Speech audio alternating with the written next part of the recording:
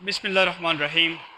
वीर, आज का हमारा टॉपिक बहुत इम्पॉर्टेंट है, universal quantification and universal quantifier. Last lecture में हमने सेंटेंस में से जो सब्जेक्ट है और जो प्रेडिकेट है वो पढ़ा, और वहाँ कुछ स्टेटमेंट्स हमने पी एफ एक्स वाई और P F X Y Z ये डिस्कस की। उनकी ट्रूथ वैल्यूज़ हमने फाइंड की। एक्स वाई और जेड की वैल्यूज़ दे के हमने उसकी ट्रूथ वैल्यूज़ फाइंड की थी लास्ट लेक्चर में। तो आज हमने वो जो क्वांटिफिकेशन है उसकी ख़ास किस्म पढ़नी है, यूनिवर्सल क्वांटिफिकेशन। पहले इसकी डेफिनेशन पढ़ लेते हैं, यूनिवर्सल क्वांटिफिकेशन से क्या मुराद है और क्वांटिफायर जो है उससे क्या मुराद है। Universal quantification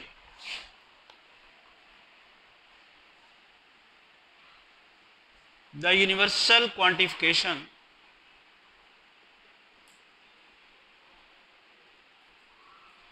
of P of x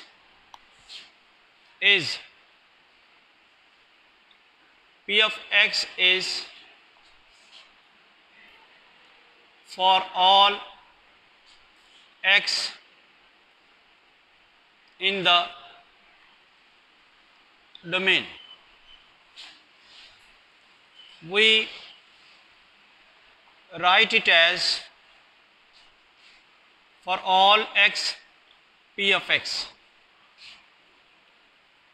Here the symbol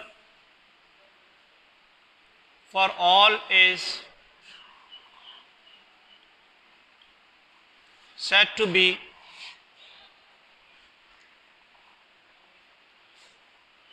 the universal quantifier.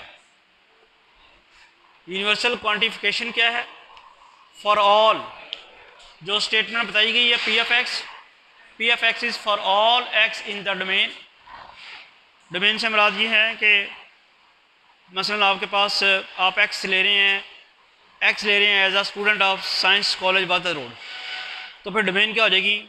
Student of science college Badal road. बाहर, इससे बाहर का कोई स्टूडेंट आप कंसिडर नहीं कर रहे होंगे। तो जो बात कही जा रही है वो तमाम साइंस कॉलेज के स्टूडेंट्स के बारे में कही जा रही हो, तो वो क्या कहलाएगी? Universal quantification. उसके लिए जो सिंबल हम यूज़ करेंगे वो क्या यूज़ करेंगे? ये वाला उल्टा A, for all X P F X. इसका मतलब क्या होगा कि ये जो पी एफ एक्स है इसके बारे में जो बात की है वो इसकी डोमेन में जितने भी एक्स हैं उन सब के बारे में बात हुई है। इसे हम कहते हैं यूनिवर्सल क्वांटिफिकेशन, और ये सारी है universal quantification of P F x, और जो सिंबल है वो है यूनिवर्सल क्वांटिफायर। कॉन्सेप्ट क्लियर होगा? यूनिवर्सल क्वांटिफिकेशन से क्या मुराद होगी कि जो बात जो प्रपोजिशन के बारे में की जा रही है वो उसकी डोमेन के जितने एलिमेंट्स हैं उन सब के बारे में है, और उसको रिप्रेजेंट कैसे कर रहे हैं? For all X P F x. और जो फॉर ऑल है this is universal quantifier.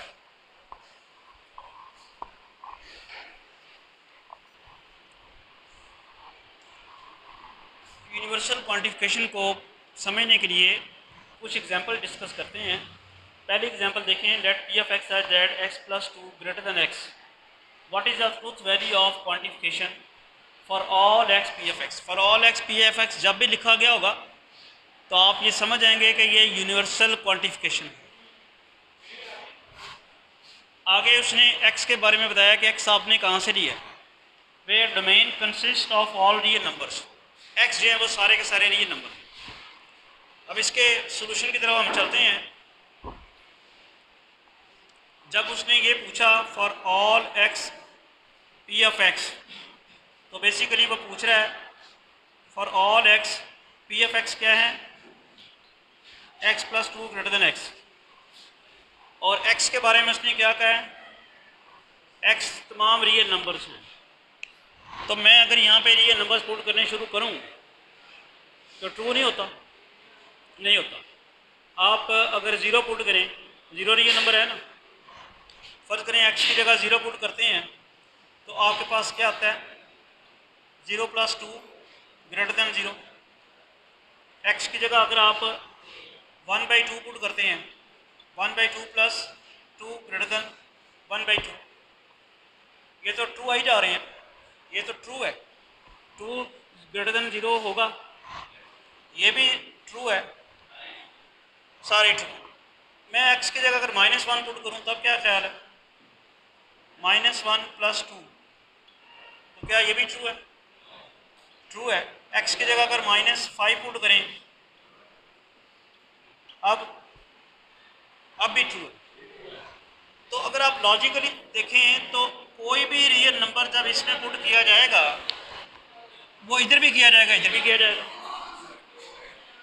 Domain क्या है? सारे रियल नंबर्स। कोई भी रियल नंबर जब आप पुट करेंगे वो इधर भी करेंगे, इधर भी करेंगे, वो आपस में कैंसिल हो जाएगा, तो क्या रह जाएगा? 2 ग्रेटर देन 0। जब भी आप कोई भी रियल नंबर यहाँ पुट करेंगे, यहाँ भी करेंगे, तो वो कैंसिल हो जाएगा। इनफैक्ट एक्स और एक्स कैंसिल होकर 2 ग्रेटर देन 0 आ रहा है। तो ये तो मैटर नहीं करता कि रियल नंबर कौन सा पुट किया जाए, कोई भी रियल नंबर इसको वायलेट ही नहीं करेगा, क्योंकि दोनों तरफ पुट करना है, तो वायलेट नहीं करेगा, तो ये ऑलवेज क्या रहेगी? ट्रू रहेगी। तो ये जो यूनिवर्सल क्वांटिफिकेशन है इसकी ट्रूथ वैल्यू क्या है? ट्रू। क्योंकि कोई भी रियल नंबर, इसमें उसने रियल नंबर्स कहे थे, एक्स बिलोंग किसको कर रहा है?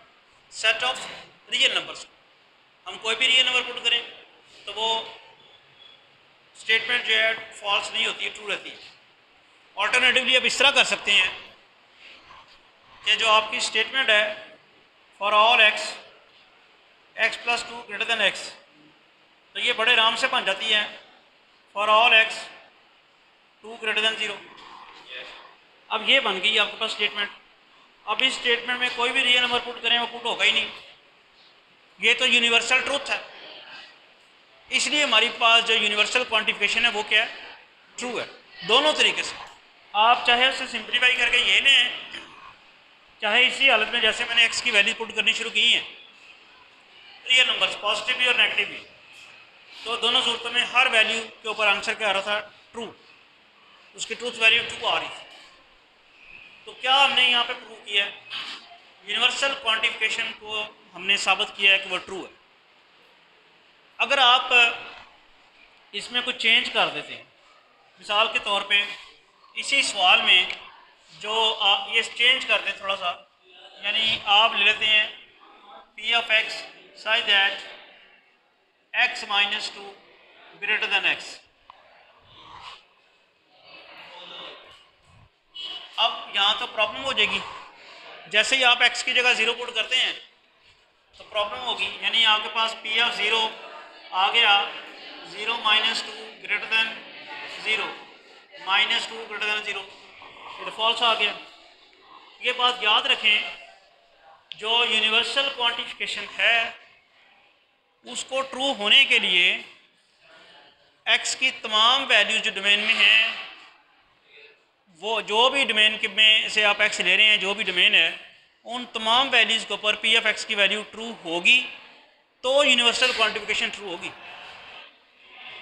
और अगर उनमें से किसी एक के ऊपर वो फॉल्स होगी तो फिर यूनिवर्सल क्वांटिफिकेशन फॉल्स हो जाएगी। जैसे जहाँ पे ये फॉल्स होगी, किसी जगह पे ये ट्रू भी हो सकती है कि नहीं होगी? ट्रू हो सकती है, नहीं हो सकती। सबट्रैक्ट कर रहे हैं आप, माइनस करें, अगर आप x की जगह -5 करें तो -7 अगर -5 तब भी ट्रू नहीं होगी। ये तो खैर किसी भी नंबर पे ट्रू नहीं हो रही ना।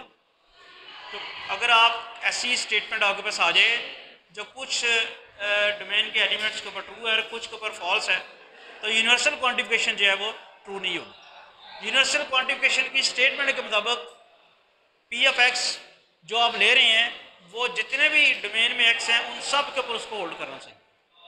यहाँ पे लिखा हुआ है, क्या लिखा हुआ है? For all x. For all x का मतलब है कि कोई भी एक्स पेयर नहीं हो, कोई भी एक्स आप नहीं छोड़ेंगे। ठीक, नेक्स्ट एग्जांपल देखते हैं।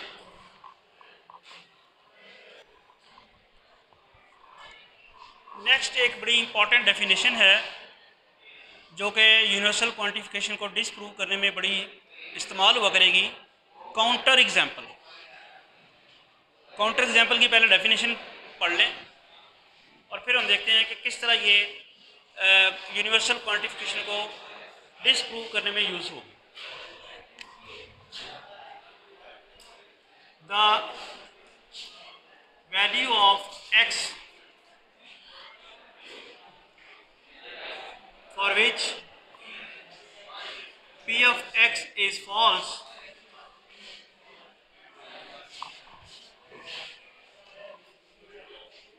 is called the counter example of universal quantification for all x p of x।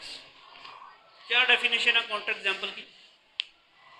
ये यूनिवर्सल क्वांटिफिकेशन है, एक्स की ऐसी वैल्यू जो क्वांटिफिकेशन की फॉल्स वैल्यू दे, वो उसकी काउंटर एग्जाम्पल होगी। मैं अभी बात कर रहा था, अभी आपको समझा रहा था कि यूनिवर्सल क्वांटिफिकेशन को ट्रू होने के लिए जितने भी एक्स हैं उन तमाम के ऊपर उस क्वांटिफिकेशन को ट्रू होना पड़ेगा। अगर पी ऑफ एक्स की तमाम वैल्यूज़ के ऊपर ट्रू है तो फिर ये यूनिवर्सल क्वांटिफिकेशन ट्रू होगी। लेकिन अगर पी ऑफ एक्स की किसी एक वैल्यू के ऊपर भी ट्रू नहीं है तो फिर ये ट्रू नहीं होगी। मैं एक एग्जांपल आपको ये देने से पहले एक ऑरल एग्जांपल बना लेते हैं। मसलन मैं आपको कहता हूँ कि इस क्लास में सब बच्चों के पास मोबाइल है, तो ये ट्रू कब होगा? ट्रू कब होगा? ये स्टेटमेंट जो मैंने दी है, मैंने कहा जी ये जो मेरी ये क्लास है इसमें सब बच्चों के पास मोबाइल है, ये कब ट्रू होगा? जब वाकई सबके पास मोबाइल है। जी वो एक इशू लेता है, उसको तो आप मैंने ख़राब का लफ्ज़ इस्तेमाल नहीं किया।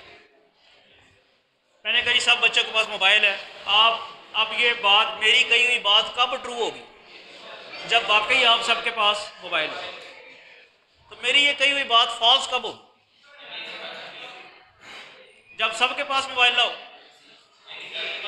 यस, एक के पास भी ना हो, नहीं ये गलत है। सिर्फ एक के पास, अगर किसी एक के पास भी ना होने का मतलब है कि सबके पास नहीं है। जब आप ये कहते हैं ना कि एक के पास भी नहीं है तो इसका मतलब है सबके पास। तो किसी एक के पास यानी कोई एक ऐसा स्टूडेंट जिसके पास ना हो तो फिर मेरी जो स्टेटमेंट है वो फॉल्स हो जाएगी। मैं तो गारंटी कर रहा हूँ ना, मैं तो ये गारंटी कर रहा हूँ कि सब बच्चों के पास मोबाइल है। आप में से खड़ा हो जाता कहता सर मेरे पास नहीं है, तो वो जो मैंने गारंटी की थी बात तो वो तो ख़राब होगी। इसे कहते हैं काउंटर एग्जाम्पल। यानी यूनिवर्सल क्वांटिफिकेशन ट्रू होती है तमाम सब्जेक्ट्स के लिए। जो सब्जेक्ट आपने यूज़ किया है, जो वेरिएबल यूज़ किया है, उन तमाम के लिए अगर वो ट्रू हो तो ट्रू होती है।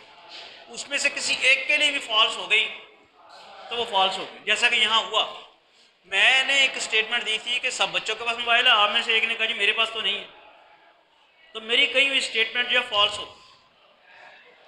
इसे कहते हैं काउंटर एग्जाम्पल। यानी सिर्फ एक उसके एंटी एग्जाम्पल मिल जाए तो वो यूनिवर्सल क्वांटिफिकेशन फॉल्स हो जाएगी। अब एक मैथमेटिकली देखते हैं एग्जाम्पल, काउंटर एग्जाम्पल। अच्छा, find the counter example of this proposition p of n such that n minus 1 is greater than 1 where domain of n is set of natural numbers। Set of natural numbers domain है। अब आपको वो कह रहा है कि counter example बताएं। आप क्या करेंगे? आपका जो नेचुरल नंबर का सेट है वो कहाँ से शुरू होता है? 1 से। 1 2 3 4 5 करना शुरू करें इसके ऊपर। जैसे ही आप n की जगह 1 पुट करते हैं तो 1 minus 1 greater than 1, 0 greater than 1, तो यही काउंटर एग्जाम्पल होगी। काउंटर एग्जाम्पल क्या है? जो इसको फॉल्स कर दे वो काउंटर एग्जाम्पल है। तो यहाँ से एक मिल गई आपको, इसके अलावा शायद ना मिले। जब n की जगह आप 2 पुट करेंगे वो भी मिल जाएगी, दूसरी भी मिल जाएगी। यहाँ ये काउंटर एग्जाम्पल है, दिस इज काउंटर एग्जाम्पल। जब आप n की जगह 2 पुट करते हैं तो 2 minus 1 greater than 1, वो क्या आता है? 1 greater than 1। This is also another counter example. although we just need one counter example, but still we are finding another counter example as well. तो ये आपके पास है काउंटर एग्जाम्पल,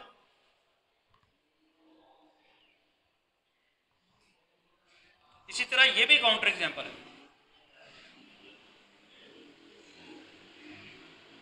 क्या इसके अलावा कोई मिलेगी? 3 पुट करें तो 3 - 1 2 हो गया, 2 1 से बड़ा ही होता है, वो तो काउंटर एग्जाम्पल नहीं। काउंटर एग्जाम्पल तो वो है जो इसको फॉल्स कराए, उसको फॉल्स अब कोई नहीं कराएगा। n2 करें तब आता है, n1 करें तब आता है, n3 पुट करें फिर तो नहीं आएगा, फिर तो आ जाएगा 3 - 1 2 आ जाएगा, और 2 वैसे ही 1 से बड़ा होता है। तो क्या आपको यूनिवर्सल क्वांटिफिकेशन की काउंटर एग्जाम्पल का समझ आ गई क्या होती है? यानी यूनिवर्सल क्वांटिफिकेशन को अगर डिस्प्रूव करना हो तो सिर्फ एक काउंटर एग्जाम्पल चाहिए होती है जी। तो वो काउंटर एग्जाम्पल, वो काउंटर एग्जाम्पल होगी, वो फिर यूनिवर्सल क्वांटिफिकेशन ट्रू नहीं होगी। मैं तो बार बार यही कह रहा हूँ, यूनिवर्सल क्वांटिफिकेशन ट्रू कब होनी है? जब सारे सब पे ट्रू हो जी।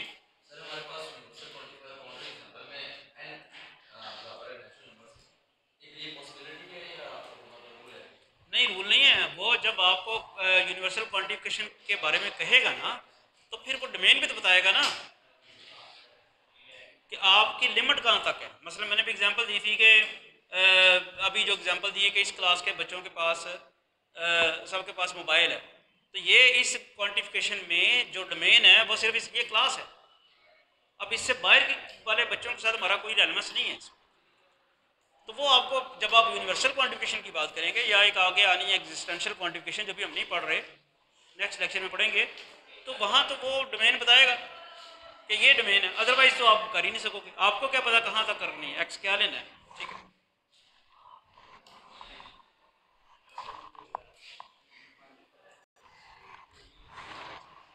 अब नेक्स्ट काउंटर एग्जाम्पल से रिलेटेड एक क्वेश्चन है एक्सरसाइज का, एक्सरसाइज का क्वेश्चन नंबर 3 का 4th part.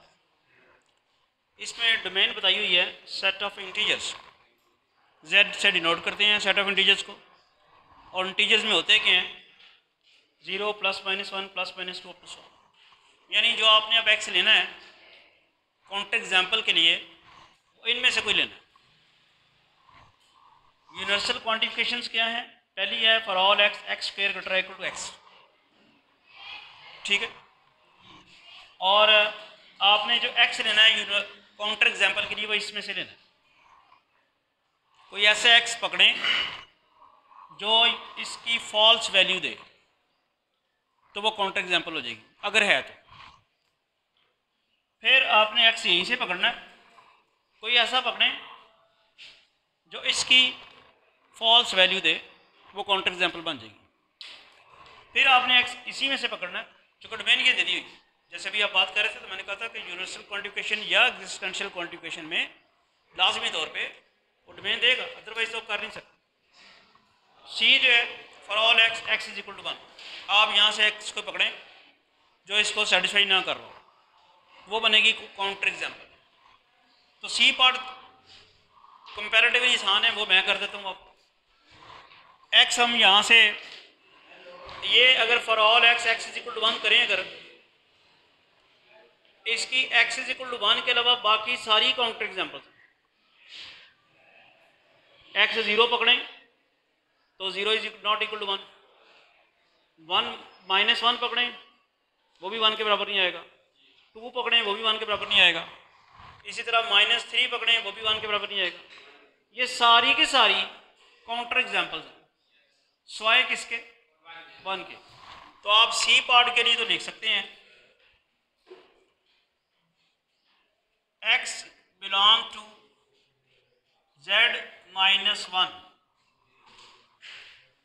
are all counter examples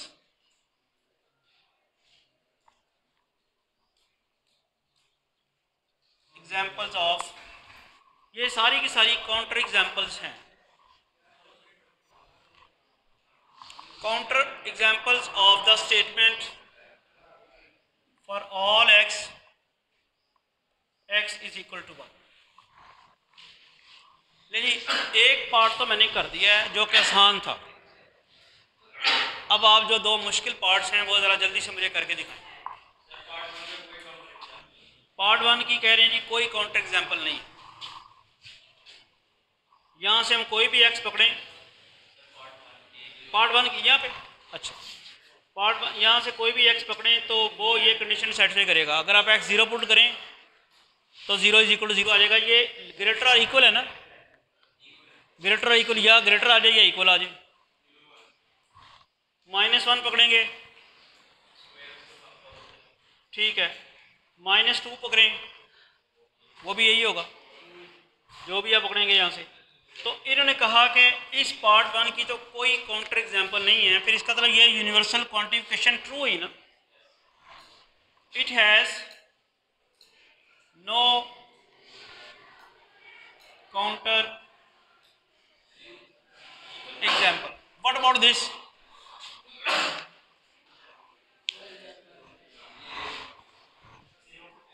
x is कह रहा है for all X, X is greater than 0 और एक्स इज लेस देन 0। इसकी एक ही काउंटर एग्जाम्पल है, कौन सी है? 0। ठीक है ना, शाबाश। इसमें उसने एक्स ग्रेटर देन 0 की बात की है, हमारे पास हैं ग्रेटर देन 0 नंबर, कौन कौन से हैं? 1 2 3 4 5 सारे हैं। या उसने एक्स से लेस देन 0 की बात की है, वो भी सारे मौजूद हैं, -1 -2 -3। लेकिन इसमें एक्स इज इक्वल 0 मौजूद है, वो इसमें नहीं आया। समझ आ रहे हैं? यहाँ वो ले रहा है एक्स ग्रेटर देन 0 या X less than 0, X is equal to 0 का जिक्र ही नहीं कर रहा। एक्स इज इक्वल टू 0 इसकी क्या है? Counter example. बात समझ आ गई? जब मैं एक्स की जगह 0 पुट करूँगा तो ये डिससेटिस्फाई हो जाएगी, क्योंकि 0 ना ग्रेटर देन 0 है और ना वो लेसर देन 0। इसकी काउंटर एग्जाम्पल क्या है? X is equal to 0 is counter example. शाबाश, आपने इसकी बता दी, X square greater equal to X. इसकी काउंटर एग्जाम्पल यहाँ पे मौजूद नहीं है।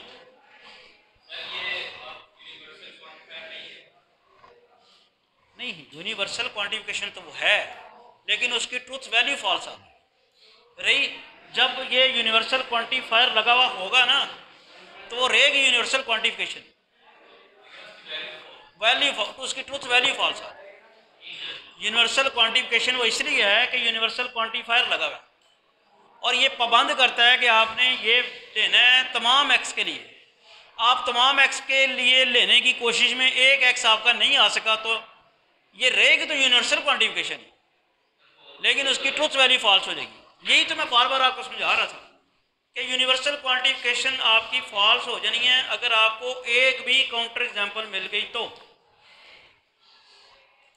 वो आपको मिली हुई है ना यहाँ पर। इसी तरह ये भी यहाँ भी मिल गई थी, यहाँ तो एक नहीं बेशुमार मिलती, 1 के अलावा सारी की सारी काउंटर एग्जाम्पल है। अब ये रहेगी यूनिवर्सल क्वांटिफिकेशन ही, यूनिवर्सल क्वांटिफायर ये लगा हुआ, लेकिन इसकी ट्रूथ वैल्यू फॉल्स हो। यहाँ आपको नहीं मिलेगी,